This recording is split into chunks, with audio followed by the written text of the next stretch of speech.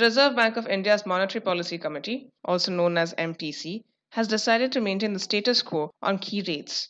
The Reserve Bank of India Governor Shaktikanta Das said the MPC voted unanimously to leave the policy rate unchanged at 4%.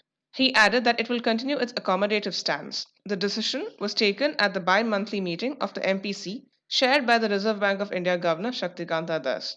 The MPC decided to maintain the repo rate at 4%. In its last meeting in October, the committee had left the rates unchanged.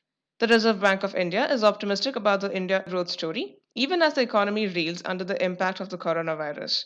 It has also upgraded its GDP forecast for the financial year 21 at minus 7.5% versus minus 9.5% it had projected earlier. The central bank has projected the growth in the third quarter at 0.1% versus minus 5.6% projected earlier.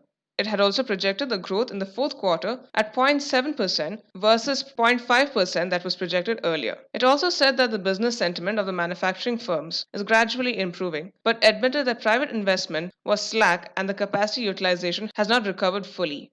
Retail inflation jumped to 7.61% in October. The consumer price index inflation was at 6.8% in the third quarter of the current financial year. It is also projected to be 5.8% in the fourth quarter of the current financial year.